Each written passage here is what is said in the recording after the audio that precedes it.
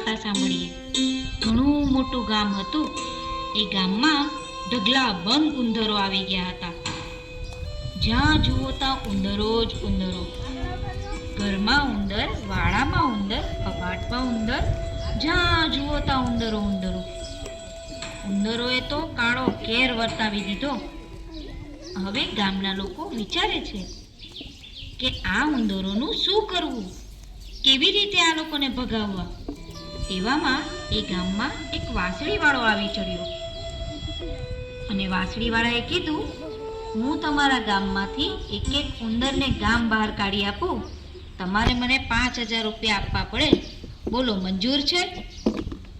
ગામના લોકોએ આપસમાં ચર્ચા કરી અને વિચાર્યું કે પહેલાં આને ઉંદર ભગાવવા દો, પછી વિચારીશું કે એને 5,000 રૂપિયા આપવા કે નહીં.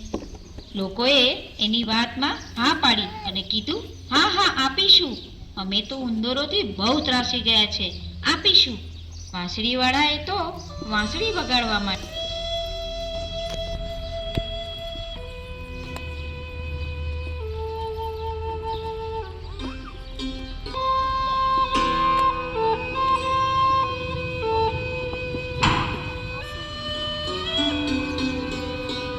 વાંસળીના સૂરોમાં એવો જાદુ હતો કે ઉંદરો તેની પાછળ પાછળ જવા લાગ્યા.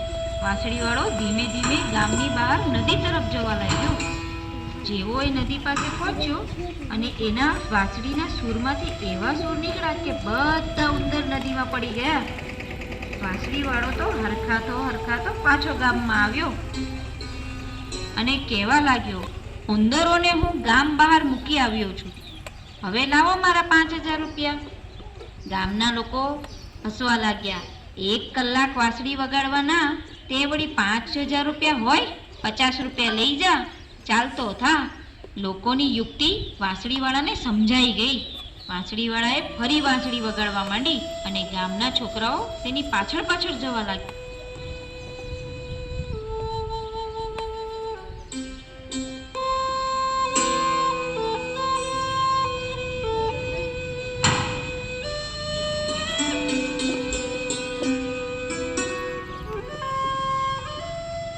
વાળો ગામમાં પાછો ફર્યો. હવે ગામના લોકોને ચિંતા થઈ. ગામના લોકો ગભરાઈ ગયા કે અમે 5,000 રૂપિયા આપવા કબૂલ છીએ, અમને અમારા છોકરા પાછા લાવી આપો.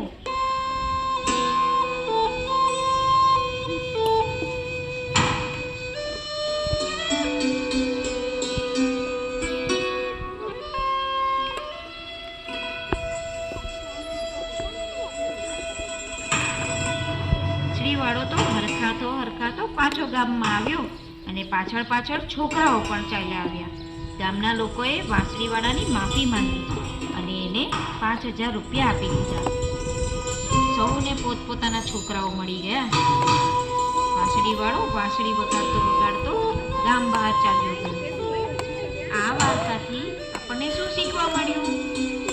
આ વાર્તાથી આપણને શીખવા મળ્યું કે વચન આપીને ન પાડીએ તો પસ્તાવાનો પાર ન રહે.